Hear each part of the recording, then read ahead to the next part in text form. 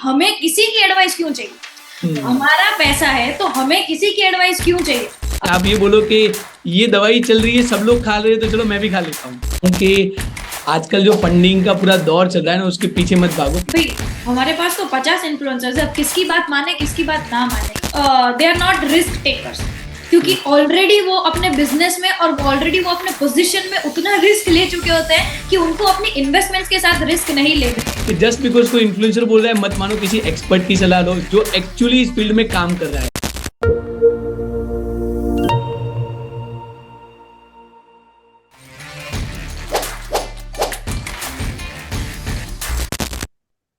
Hello, नमस्ते and welcome.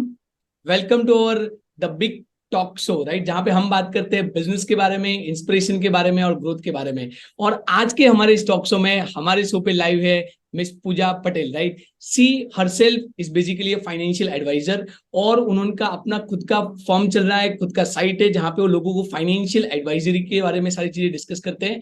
और साथ साथ आज हम बिजनेस ओनर और ग्रोथ की तरह आप कैसे बिजनेस फाइनेंस को यूज कर सकते हो, फाइनेंस में क्या कर सकते हो, उसकी सारी चीजें डिस्कस करने वाले हैं।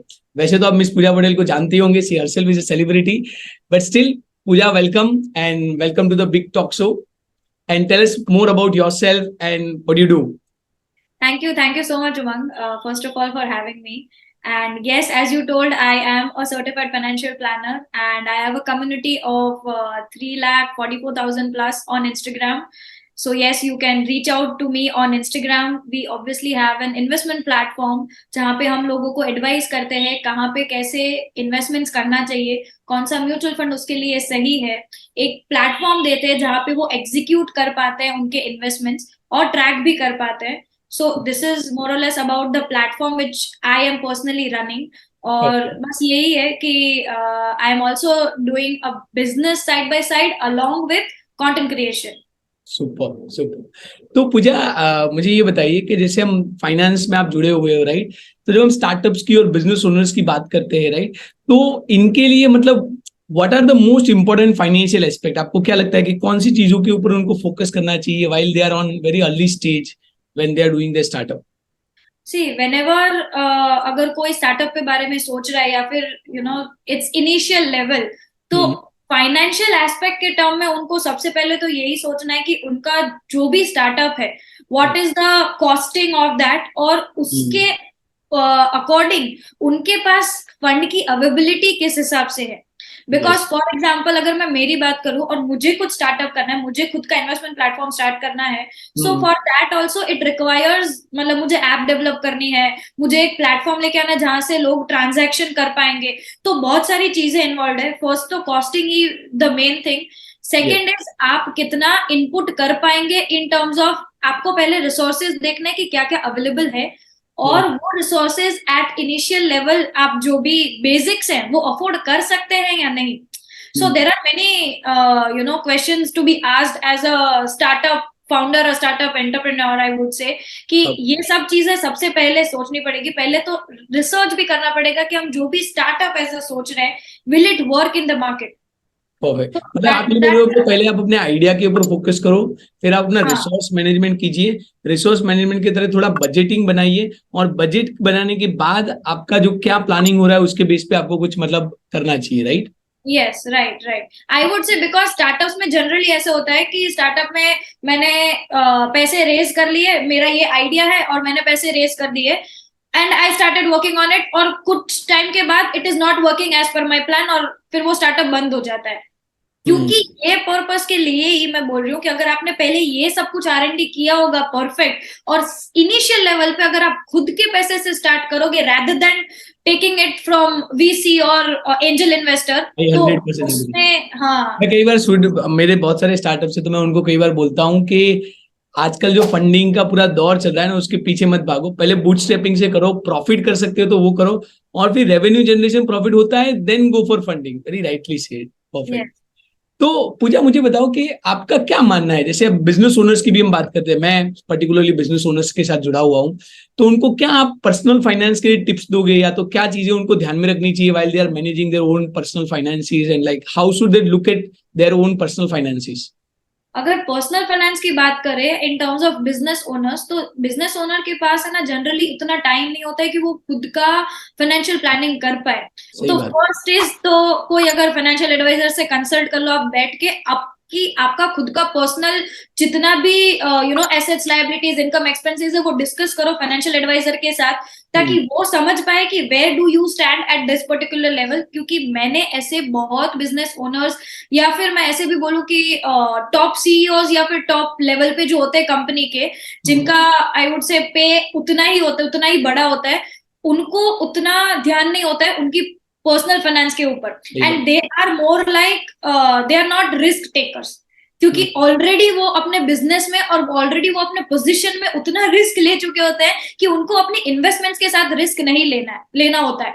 And that is the only reason कि मैं ये सजेस्ट करूंगी कि अगर वो फाइनेंशियल एडवाइजर के साथ बैठेंगे, अपनी पर्सनल फाइनेंसेस डिस्कस करेंगे, after that only they will be able to get more clear approach कि कैसे क्या इन्वेस्टमेंट्स करना चाहिए।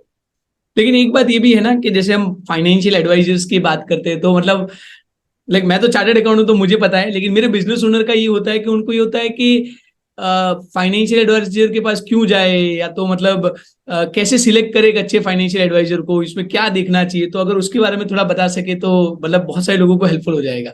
हाँ डेफिनेटली, हाँ वो एक चीज है अभी भी कि फाइनेंशियल एडवाइजर के पास क्यों जाए। That is only in India I would say, because as a CFP I know CFP India में ओनली 2200 ही है।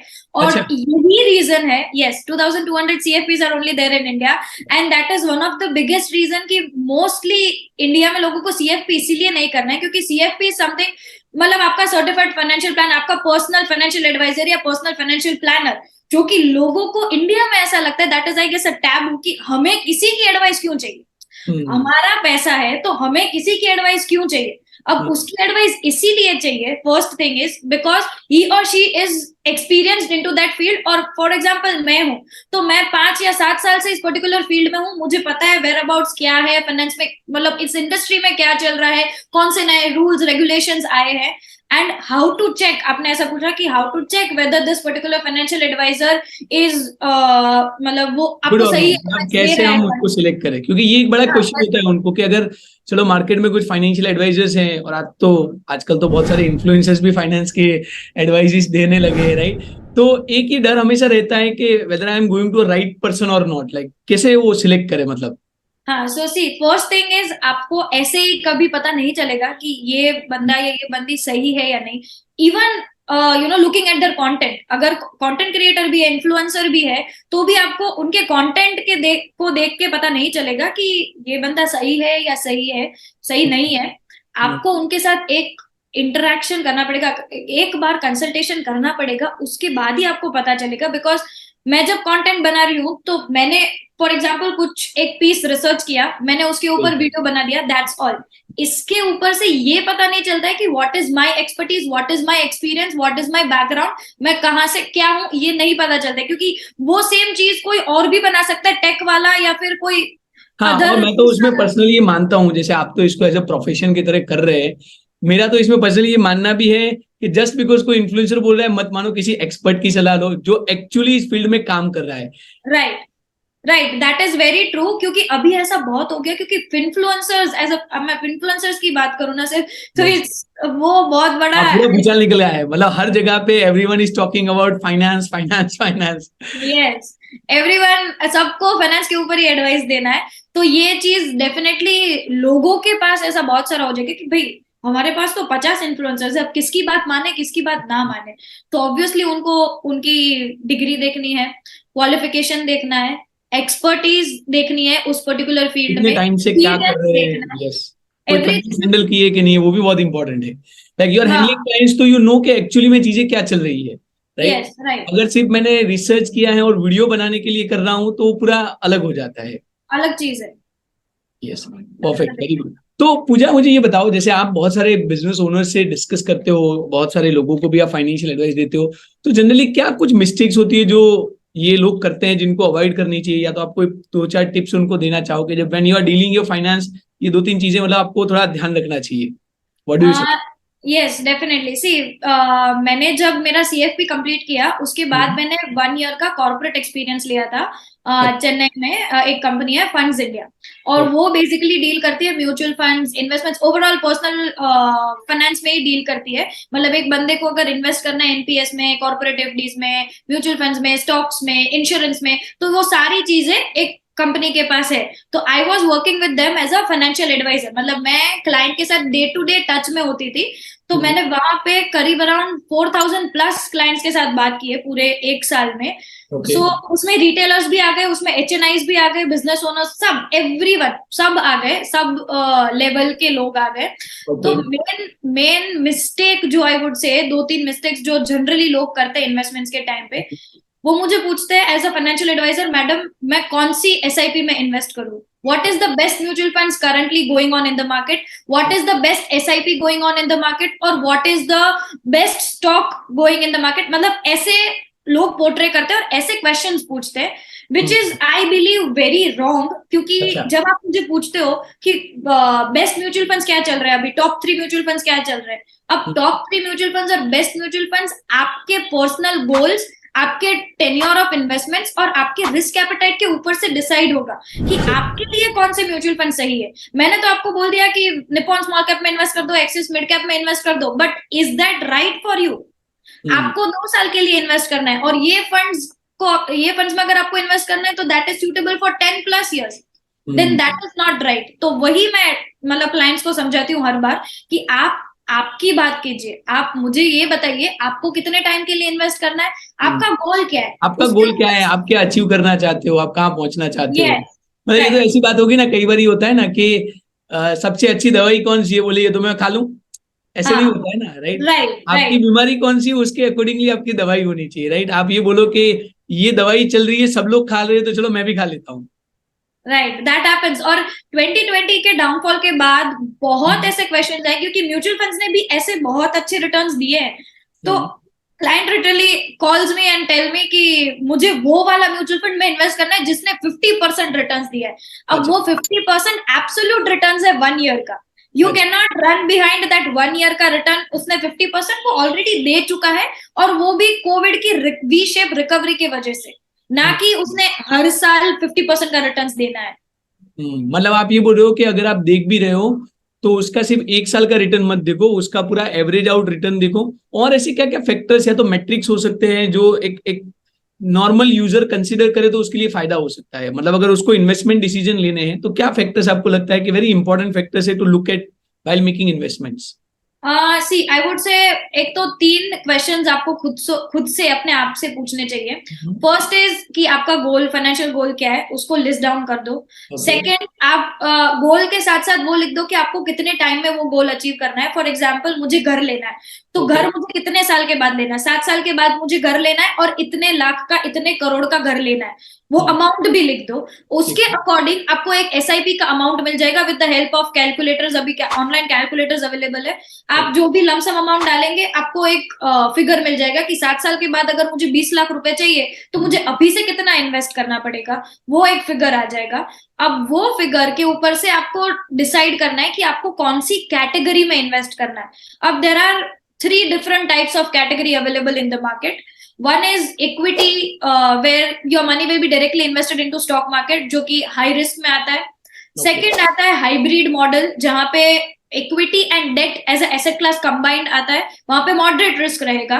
और जहां तक मैंने सुना और मैं समझता हूँ कि इक्विटी वाले में आपका ओवरऑल रिटर्न भी हाई रहेगा और डेट वाले में आपका रिटर्न शायद कम रहेगा, is it? Yes, debt is compare to, मतलब डेट आप कंपेयर कर सकते हैं एफडी के साथ। तो फिर आपका जो भी गोल है, टेन्योर है, यानी कि 7 years है, तो that falls in a medium term time frame. फिर भी आप you can have a combination of equity and hybrid. इसके ऊपर से डिसाइड होगा कि आप इस कैटेगरी में कंसिडर कर सकते हैं इन्वेस्टमेंट। ओके और अभी सपोज मैंने कैटेगरी सिलेक्ट कर लिया, जैसे मैंने एक गोल बना दिया, जैसे आपने एग्जांपल दिया कि मेरे को कार लेना है, 20 लाख का कार लेना है, 5 साल में लेना है, और उसका एक ईएमआई का अमाउंट भी आ गया। अभी मोटा मोटा मैं रिस्क लेने के लिए भी तैयार हूँ कि चलो मैं इक्विटी में जाना चाहता हूँ। तो अभी जब मैं इक्विटी में जाना चाहता हूँ तो मैं पर्टिकुलर असेट का सिलेक्शन कैसे कर सकता हूँ, या तो उसके लिए मुझे क्या क्राइटेरिया देखने चाहिए कि मैं कौन से म्यूचुअल फंड में जाऊं? ऐसा मतलब ऐसा कुछ हो सकता है कि कुछ गाइडेंस उसमें मिल सकता है? Yes, so equity for example आपने सोच लिया कि आपको इक्विटी में जाना है। इक्विटी में दो चीजें हैं, एक कि आप डायरेक्टली स्टॉक मार्केट में इन्वेस्ट कर सकते हैं, डायरेक्ट इक्विटीज जिसको हम स्टॉक मार्केट बोल रहे हैं, कि आप डीमैट अकाउंट ओपन करके आपका खुद का पोर्टफोलियो बनाए और डायरेक्टली स्टॉक्स में इन्वेस्ट करें जाके, ओके। वो आपके डीमैट में पड़ा रहेगा, होल्डिंग्स में रहेगा। सेकंड ये है कि आप म्यूचुअल फंड्स के थ्रू जाएं और म्यूचुअल फंड्स के थ्रू आप इन्वेस्टमेंट करें, वो आपका इनडायरेक्ट इन्वेस्टमेंट होगा स्टॉक मार्केट में। तो यहाँ पे क्या होगा कि आप जो जाएंगे वो प्रोफेशनल फंड मैनेजर के थ्रू जाएंगे, मतलब there will be a more professional. जो कि ज्यादा शायद सेफ्टी भी है, राइट? क्योंकि वो लोग एक्सपर्ट हाँ, होते हैं, उनको पता होता है कैसे मैनेज करना। या तो आप क्या सजेस्ट करते हो कि दोनों में से कौन सा रूट अच्छा रहता है? एज अ फाइनेंशियल एडवाइजर आपका क्या एडवाइस है? See it depends from person to person. अगर आपके पास नॉलेज है, आपके पास टाइम है, आपके पास एफर्ट से रिसर्च करने के लिए, तो आप डायरेक्ट इक्विटीज में जा सकते हैं। बट ऐसा नहीं है कि इन तीनों चीजों के होने के अलावा भी आप म्यूचुअल फंड्स में इन्वेस्ट ना करें। यू शुड हैव बोथ, अगर आपके पास है तो। अगर आपके पास टाइम नहीं है, आप उस पर्टिकुलर फील्ड से बिलोंग नहीं करते हैं और आपके पास रिसर्च करने का भी टाइम नहीं है, then better you go with mutual funds. और इक्विटी म्यूचुअल फंड्स में भी बहुत सारी सब कैटेगरीज है। अच्छा। उसमें भी अगर आपको देखना है कि आपको 7 साल या फिर 5 साल के लिए इन्वेस्ट करना है, तो इक्विटी में भी आपको जो भी लो रिस्क इक्विटी फंड्स है उसके साथ जाना है। जैसे कि आप लार्ज कैप फंड्स के साथ जा सकते हैं या फिर आप इंडेक्स फंड्स के साथ जा सकते हैं, बिकॉज इंडेक्स फंड मतलब ये क्या होता है? इंडेक्स फंड का मतलब क्या होता है? इंडेक्स फंड्स मतलब जो एक पर्टिकुलर इंडेक्स को मतलब लेके इन्वेस्ट करेगा। फॉर एग्जांपल हमारा इंडिया का सेंसेक्स है, बीएससी। हाँ। हाँ, हमारा इंडिया का इंडेक्स है सेंसेक्स एंड निफ्टी। हम्म। तो वो दोनों को कंसिडर करके ही वो पर्टिकुलर फंड इन्वेस्ट करेगा। जैसे कि निफ्टी है तो निफ्टी में 50 स्टॉक्स इन्वॉल्व है। अच्छा। अब वो 50 स्टॉक का डिफरेंट डिफरेंट वेटेज है, तो सेम वेटेज में ही इंडेक्स फंड इन्वेस्ट करेगा। That is known as index fund. Perfect. तो एज अ फाइनेंशियल एडवाइजर, या तो मैं आपको इस तरीके से पूछ रहा हूं कि अगर आपके पास कोई कस्टमर आता है, तो ऑब्वियसली आपने बोला कि पहले तो आप उसका सारा चीज देखोगे कि उसका गोल क्या है, उसका एस्पिरेशन क्या है, कितना उसको करना है, राइट? तो मेरा एक क्वेश्चन है कि एज अ फाइनेंशियल एडवाइजर आप उसको इक्विटी में भी इन्वेस्ट करके देते हो, कि सिर्फ म्यूचुअल फंड का एडवाइस देते हो, कि किस तरीके से आप करते हो, कि दोनों करके देते हो, कि कैसे होता है? So we only advise on mutual funds, because जब हम स्टॉक मार्केट में एडवाइस करते हैं तो that becomes very sceptical on our side. और हमारे साइड पे भी हमें रिसर्च वगैरह टाइम वगैरह देना पड़ता है, which is not possible practically. अगर हमारे पास इतने सेट ऑफ क्लाइंट्स है तो हम प्रैक्टिकली सबका पोर्टफोलियो नहीं देख पाएंगे, क्योंकि शायद वीकली नहीं तो मंथली या फिर क्वार्टरली या फिर 6 मंथ बेसिस पे उनको रिव्यू तो एटलीस्ट करना पड़ेगा कि क्या चल रहा है, कैसे चल रहा है, कंपनी के फंडामेंटल्स देखो, टेक्निकल्स देखो। तो that is very, like I would से, नॉट पॉसिबल। इसके वजह से हम सिर्फ म्यूचुअल फंड्स का पोर्टफोलियो क्रिएट करने में ही हेल्प करते हैं क्लाइंट्स की। Perfect, very good. मतलब इन वे जो मोटा मोटा मैं समझ पा रहा हूं कि अगर आपके पास टाइम है, रिसोर्स है, अगर आप रिसर्च कर सकते हो, तो खुद से सारा चीजें करो। लेकिन अगर वो सारी चीजों में नहीं करना है, तो आप म्यूचुअल फंड में जाओ। और म्यूचुअल फंड में भी जब आप जा रहे हो, अगर आपको वो टेंशन भी नहीं लेना है, तो फाइनेंशियल प्लानर को, एक अच्छे फाइनेंशियल, जैसे पूजा जी के जैसे अच्छे फाइनेंशियल प्लानर को पकड़ो, ताकि वही सारी चीजें आपको हैंडल करके दे सके, राइट? परफेक्ट। तो मतलब अभी मुझे एक चीज समझनी थी। जैसे I am also coming from financial background, लेकिन मैं फाइनेंस में इतना ज्यादा नहीं हूँ। तो अगर यूजर्स को या तो बिजनेस ओनर को फाइनेंस के बारे में थोड़ा पढ़ना हो, सीखना हो, तो कौन सी अच्छी साइट्स या तो कौन सी अच्छी कोई टूल्स है जहां से वो चीजें सीख सकते हैं, लर्न कर सकते हैं, कैसे कर सकते हैं? यस, एक्चुअली जरोधा का एक जरोधा प्लेटफॉर्म में एक उनका जो आई गेस सब्सिडरी पार्ट है, जहाँ पे वो एजुकेशन वाले ब्लॉग्स वगैरह पोस्ट करते हैं। वार्सिटी नाम है उनका। वहां पे बहुत अच्छे से सब कुछ, बेसिक टॉपिक्स भी बहुत अच्छे से एग्जांपल्स के साथ समझाए हैं, तो दैट वन कैन रीड। क्योंकि YouTube channels I don't personally consume, तो मुझे नहीं पता है अच्छा, कि तो क्या आप है। अपना नॉलेज कैसे अपग्रेड करते हो? लाइक वो what do you read, and आप कैसे फाइनेंस के अलग अलग फील्ड की तरह अपने आप को अपग्रेडेड रखते हो? So, मैं actually the thing is my dad is in this business since 17+ years। Oh wow. वो इस पर्टिकुलर फील्ड में ही है और उनका भी खुद का मेरे जैसा ही प्लेटफॉर्म वगैरह सब कुछ है। तो अच्छा। My major source of information और knowledge I would say comes from my dad only. क्योंकि मेरा पूरा मतलब रिसर्च पार्ट भी अगर मैं आपको कहूँ तो वो वही संभालते हैं। He only handles everything. And mainly बाकी तो मेरा न्यूज रीड करके एंड जरोदा का और एक प्लेटफॉर्म है जो कि pulse.Zerodha है, जहाँ पे आपको लाइवली अपडेट्स मिलती है ऑन फाइनेंस, और जनरल सब कुछ मिलता है, जनरल फाइनेंस मिलता है वहां पे, फिर इंश्योरेंस आ गया, एफडी, सब कुछ, एवरीथिंग एवरीथिंग फाइनेंस के रिलेटेड जो भी है वो न्यूज बेस्ड हो गया, and varsity is something for knowledge base हो तो इन गया। वे आप बोल रहे हो कि जेरोदा का प्लेटफॉर्म अच्छा है, उसके थ्रू आपको बहुत सारा नॉलेज और आप अपग्रेडेशन कर सकती हो। Yes yes. Very perfect. तो पूजा, मुझे फाइनली ये चीज बताइए कि अगर किसी को, अभी आजकल आप भी फाइनेंस और टेक्नोलॉजी के साथ जुड़े हुए हैं, राइट?